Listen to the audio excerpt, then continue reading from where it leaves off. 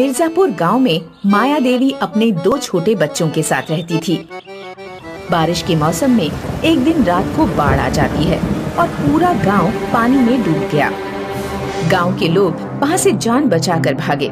माया देवी भी अपने छोटे बच्चों के साथ पड़ोस के सिकंदराबाद में पहुंची। माया को देखकर सिकंदराबाद का सरपंच आया और बोला, ए बुढ़िया, हमारे गांव में क्यों आई है? सरपंच जी, आप तो जानते ही हैं कि हमारे गांव मिर्जापुर में बाढ़ ने अपना कहर दिखाना शुरू कर दिया है। इसलिए मुझे और मेरे 2 बच्चों को अपने गांव के बाहर ही रहने दो। तो जानती नहीं कि तेरे पति से मेरी दुश्मनी थी, तो मैं दुश्मनों को कैसे रख सकता हूँ? और वैसे भी तुम इतने गरीब हो, मैं विश्वास नहीं कर सकता कि तुम चोरी नहीं करोगे। सरपंच जी, हम समय काटने आए हैं, हम चोरी क्यों करेंगे? ए बुढ़िया, ज्यादा सयानी मत बन और अपने बच्चों को लेकर यहाँ से निकल जा। माया सरपंच के आगे खूब रोई, गिड़गिड़ाई, लेकिन सरपंच तेज तेज हंसता रहा और माया को गांव से बाहर निकाल दिया। माँ, अब हम क्या करेंगे? गांव में पानी है और दूसरे लोग गांव में घुसने नहीं दे रहे। अब हम कहाँ जाएं? जंगल के अलावा भी तो कोई रास्ता नहीं है। माँ, हम इस सड़क पर भी तो रह सकते हैं। नहीं बेटा, यहाँ भी पानी आ जाता है और अगर पानी नहीं भी आया तो सरपंच नहीं रहने देगा। हमें इसकी नजरों से दूर जंगल में ही जाना होगा। ईश्वर ने जो भी लिखा है नसीब में, वो तो होना ही है। माया अपने बच्चों को लेकर जंगल में चली जाती है। जंगल में बहुत सारे बांस के पेड़ हैं। वहाँ 2 आम के और बाकी फलों के पेड़ भी हैं। माँ, यहाँ तो गर्मी बिल्कुल नहीं है और बहुत सारे फल भी हैं। अब हम यहाँ पर पेट भर के खा सकते हैं और आराम से रह सकते हैं। हाँ माँ, अच्छा हुआ वहाँ बाढ़ आ गई, क्योंकि ना तो वहाँ फल मिलते थे और ना इतनी ठंडी अच्छी हवा। बच्चों, बाढ़ बहुत अच्छे के लिए आई। हमें ऐसा नहीं सोचना चाहिए, क्योंकि बाढ़ के कारण जान और माल दोनों का नुकसान होता है। और हम जंगल में रह सकते हैं, लेकिन हमें यहाँ एक झोपड़ी बनानी होगी, नहीं तो जंगली जानवर हमें ही खा जाएंगे। लेकिन माँ, हम झोपड़ी कैसे बनाएंगे? हम लकड़ियों की मदद से झोपड़ी बनाएंगे। हाँ माँ, मैं पेड़ पर चढ़कर लकड़ी काट लाऊंगा। नहीं मेरे बच्चे, पेड़ों में भी जीवन होता है, हमें इन्हें नहीं काटना चाहिए। हम इनकी वजह से ही सांस लेते हैं और खाते पीते हैं। फिर हमारी झोपड़ी कैसे बनेगी माँ? वो सामने देखो, वहाँ पर कुछ सूखी लकड़ियाँ पड़ी हैं, हम उनसे अपनी झोपड़ी बनाएंगे। माया अपने बच्चों के साथ लकड़ी इकट्ठा करना शुरू कर देती है और कुछ घंटों की मेहनत के बाद वो पर्याप्त लकड़ी इकट्ठी कर लेते हैं। देव नदी की तरफ झोपड़ी के लिए फूस लेने चला जाता है। देव, अकेले वहाँ मत जाओ, पहले लकड़ी से झोपड़ी बना लेते हैं, बाद में फूस ले आएंगे। देव उसकी कोई बात नहीं सुनता और फूस उठाने चला गया। तभी देव की चीख निकली, क्योंकि उसे सांप ने काट लिया। माँ,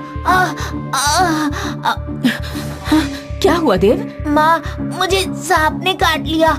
यह बात सुनकर माया और मोनी दोनों रोते हुए देव की तरफ दौड़े। देव भी बेहोश हो चुका था। देव, देव, देव, बेटा, बेटा, हे भगवान, मैंने क्या बिगाड़ा है तुम्हारा? तुमने पहले पति छीन लिया, फिर घर और अब बेटा भी। भगवान, मेरा बेटा मुझे लौटा दो। तभी उन्हें एक आवाज आती है। माया, मैं जादुई बांस का घर हूँ। मैंने तुम्हारी बातें सुनी थी कि तुम अपने बच्चों को पेड़ों के बारे में समझा रही थी। ये देखकर मुझे बहुत अच्छा लगा। मैं तुम्हारे बेटे को अब वापस जिंदा कर रहा हूँ और तुम्हें रहने के लिए एक जादुई घर दे रहा हूँ, जिसमें तुम्हारा परिवार बिना किसी डर के रह पाएगा और तुम अन्य लोगों का भी भला कर पाओगी। मैं कोई सपना देख रही हूँ? अभी तुम्हारा बेटा ठीक हो जाएगा और एक आलीशान घर भी आ जाएगा, जिसमें खाने का पूरा ध्यान रखा जाएगा। बस तुम अपनी आंखें बंद कर लो। माया और मोनी अपनी आंखें बंद करते हैं और जादुई बांस का घर बनकर तैयार हो गया, जो दिखने में बहुत ही सुंदर है। तभी देव भी जिंदा हो गया और उसने अपनी माँ को आवाज लगाई। माँ, माँ।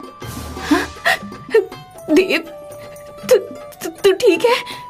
हाँ माँ, मैं तो सोया था और आपने तब तक इतना अच्छा घर बना दिया। घर? तीनों पीछे देखते हैं तो वो भी हैरान रह जाते हैं, क्योंकि वहाँ बांस का जादुई घर है। वो तीनों जल्दी से घर के अंदर जाते हैं। अंदर से वो घर नहीं, महल है। देव और मोनी को वो घर बहुत पसंद आता है। वो वहीं रहने लगे और खूब फल खाते।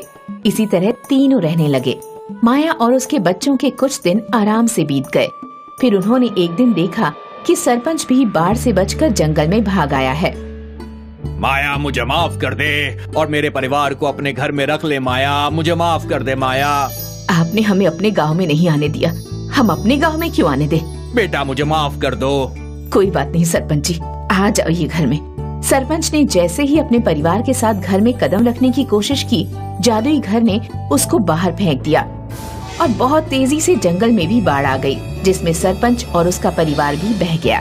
लेकिन जादुई बांस के घर को कुछ नहीं हुआ, वो सही सलामत रहा।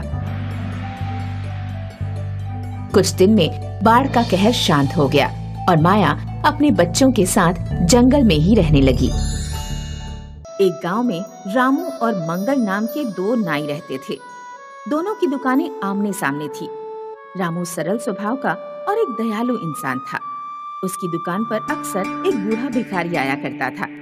रामू फ्री में उस भिखारी के बाल काट देता, अपना खाना उसे खिला देता और ठंड के दिनों में उसे गर्म कपड़े भी देता। दूसरी तरफ मंगल एक चालाक और कंजूस इंसान था। वह अपनी दुकान पर आने वाले ग्राहकों से इधर उधर वाले लोगों की बुराइयां और चापलूसी से भरी बातें करता। भाई साहब, तुमने रमेश के लड़के के बारे में कुछ सुना? अरे हाई स्कूल में 3 बार फेल हो गया है। रमेश के सारे बच्चे बिगड़े हुए हैं। काश उसे आपके जैसे बच्चे मिले होते। रामू की पत्नी पेट से थी। एक रात रामू की पत्नी के पेट में बहुत तेज दर्द उठा। रामू अपनी पत्नी को लेकर कुछ दिनों के लिए शहर में हॉस्पिटल चला गया। उस समय जब भिखारी गांव में आया तो उसने देखा कि रामू की दुकान बंद है। भिखारी मंगल की दुकान पर गया और बोला, बेटा, रामू की दुकान बंद है। क्या तुम मुझे खाने के लिए कुछ दे दोगे और मेरे बाल काट दोगे बेटा? अरे बड़ो, क्या तुम मुझे रामू की तरह फालतू समझते हो? मेरी दुकान पर हमेशा ग्राहकों की भीड़ लगी रहती है और मैं बहुत व्यस्त रहता हूँ। तुम्हारे बाल काटने का समय मेरे पास नहीं है और वैसे भी अगर मैं तुम्हारे गंदे बाल काटूंगा तो मेरे हाथ और औजार गंदे हो जाएंगे। रही बात खाने की, तो मैं खाना होटल पर जाकर खाता हूँ। अब निकल लो यहाँ से, मेरा टाइम बर्बाद मत करो। कुछ दिनों बाद रामू जब अपनी पत्नी को शहर से लेकर लौट रहा था तो उसने देखा कि बूढ़ा भिखारी सड़क पर गिरा हुआ है। रामू ने अपनी पत्नी को घर भेज दिया। बूढ़े भिखारी को कंधे पर डालकर गांव के डॉक्टर के पास लेकर पहुंचा। मैं इन्हें होश में नहीं ला पाऊंगा। शारीरिक कमजोरी और लगातार कई दिन भूखे रहने के कारण इनके शरीर में खून और ग्लूकोज की कमी हो गई है। तुम्हें इन्हें हॉस्पिटल ले जाना पड़ेगा। रामू अभी अभी हॉस्पिटल से अपनी पत्नी की डिलीवरी कराकर आ रहा था। उसके काफी पैसे खर्च हो चुके थे। रामू के पास भिखारी को हॉस्पिटल में एडमिट करने के पैसे नहीं थे। अगर बाबा को हॉस्पिटल में एडमिट कराना है तो एक ही तरीका है, मुझे घर या दुकान में से कोई एक चीज गिरवी रखनी पड़ेगी। घर गिरवी रख दूंगा तो पत्नी और बच्चों के लिए परेशानी होगी। दुकान ही गिरवी रख देता हूँ। कुछ दिन ज्यादा मेहनत करके दुकान को छुड़ा लूंगा। रामू ने अपनी दुकान गिरवी रख दी और बूढ़े को अस्पताल ले जाकर उसकी जान बचा ली। लेकिन जब रामू गांव लौट कर आया तो उसने देखा कि मंगल ने रामू के बराबर में ही अपने बेटे के लिए एक और नाई की दुकान खुलवा दी है। गांव में 3 दुकानें हो जाने के कारण रामू का धंधा बिल्कुल ही मंदा पड़ गया। एक दिन रामू मंगल के पास गया और उसने विनती की, मंगल भाई, क्या तुम अपने बेटे की दुकान कहीं और शिफ्ट करवा दोगे? मैंने एक भिखारी की जान बचाने के लिए अपनी दुकान गिरवी रख दी थी। अगले 2 महीने में मैं अगर रकम नहीं चुका पाया तो मेरी दुकान हमेशा के लिए मेरे हाथों से निकल जाएगी। क्या मैंने तुमसे कहा था कि भिखारी को हॉस्पिटल में एडमिट करवाओ और उसका खर्चा उठाओ? मेरा बेटा कहीं दुकान शिफ्ट नहीं करेगा। तुम्हारी दुकान तुम्हारे पास रहे या ना रहे, मुझे इससे कोई मतलब नहीं। 2 महीने बीत गए और रामू दुकान छुड़ाने के लिए पैसे इकट्ठे नहीं कर पाया। बनिया उसके घर पर आकर धमकी दे गया कि अगले सप्ताह तक अगर पैसे नहीं मिले तो रामू अपनी दुकान भूल जाए। रामू बहुत चिंतित था। उसे अपना भविष्य अंधकार में नजर आ रहा था। एक रात रामू को एक सपना आया। सपने में उसे वही बूढ़ा भिखारी नजर आया जिसकी उसने जान बचाई थी। रामू, तुम जैसे नेक दिल लोग दुनिया में बहुत कम हैं। बहुत साल पहले किसी ने मुझे वरदान दिया था कि मरने के बाद मेरा शरीर सोने में बदल जाएगा। मेरी उम्र पूरी हो चुकी है। कल मैं तुम्हारे दरवाजे पर आऊंगा। तुम मेरे सर पर एक लाठी मारना, मेरा शरीर मरकर सोने का बन जाएगा। उसके बाद तुम अपने घर की आर्थिक स्थिति आसानी से सुधार पाओगे। अगले दिन जब रामू सोकर उठा तो रात में आए सपने के बारे में सोचने लगा। रामू को नहीं लगा था कि उसका सपना सच होने वाला है, लेकिन तभी उसे सामने से बूढ़ा भिखारी आता हुआ दिखाई दिया।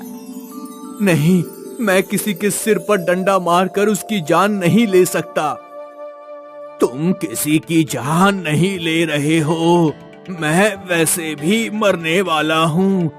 जाते जाते मैं बस तुम्हारी थोड़ी मदद करना चाहता हूँ। रामू ने कपकपाते हाथों से भिखारी के सिर पर डंडा मारा। भिखारी का शरीर जमीन पर गिर गया और सोने का बन गया। मंगल उस समय दुकान पर जा रहा था। उसने यह सब देख लिया।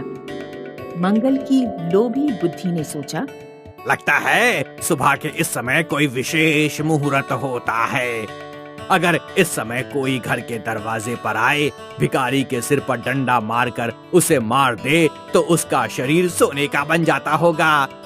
मैं एक नहीं 3 भिखारियों को बुलाकर उन्हें मार दूंगा और उनका शरीर सोने का बना दूंगा। फिर मैं रामू से 3 गुना ज्यादा अमीर बन जाऊंगा।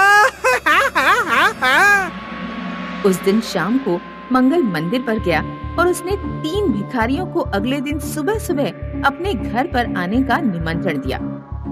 मैं हर पूर्णिमा को गरीब लोगों को खाना खिलाता हूँ। कल सुबह 7 बजे अगर आप तीनों मेरे घर पधारेंगे तो मुझे आपकी सेवा करने में बहुत खुशी होगी। बेचारे भिखारी अगले दिन खाना खाने के लिए मंगल के घर पहुँचे। हमें आपकी आंखों पर पट्टी बांधनी होगी। दरअसल ये एक रिवाज है। मंगल, उसकी पत्नी और उसके बेटे ने तीनों भिखारियों की आंखों पर पट्टी बांध दी और फिर जोर जोर से उनके सिर पर डंडा मारने लगे। भिखारियों की चीख पुकार सुनकर गांव के लोग मंगल के घर पहुँचे। तीनों भिखारी मर गए, लेकिन किसी का शरीर सोने का नहीं बना। गांव के प्रधान तक ये बात पहुंची कि मंगल ने 3 भिखारियों की हत्या कर दी है। मंगल पर मुकदमा चला और उसे फांसी की सजा हो गई।